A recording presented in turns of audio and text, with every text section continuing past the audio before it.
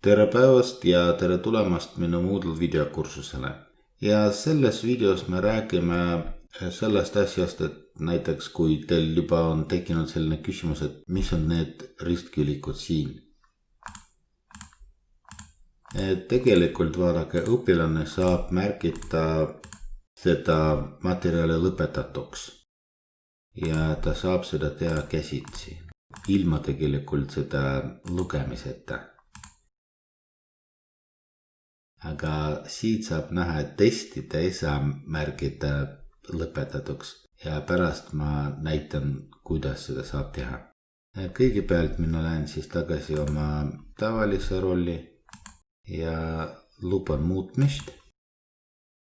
Ja näiteks siin on üks õppetund ja vaatame selle seadet. Näete, siin on see tegevuse lõpetatus ja see tegevus on juba märgitud ühe osaleja jaoks lõpetatuks. Aga me saame seda praegu ignoreerida ja saame avada sooritamisvalikuid.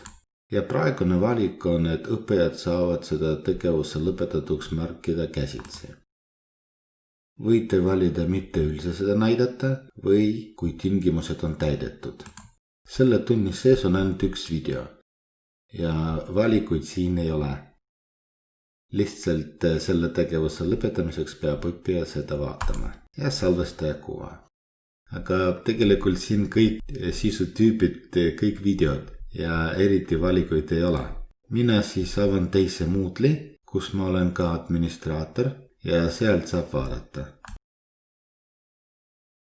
Näiteks vaatame selle H5P ülesande seadeid. Activity completion, tegevuse lõpetatavus. Praegu aktiivseid õpilasi siin ei ole. Ma võin seda lukust lahti teha.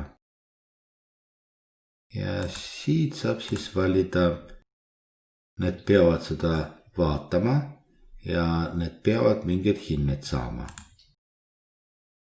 Ja siis salvestaja näita. Ja niimoodi see töötabki. Tänan vaatamast, head aega.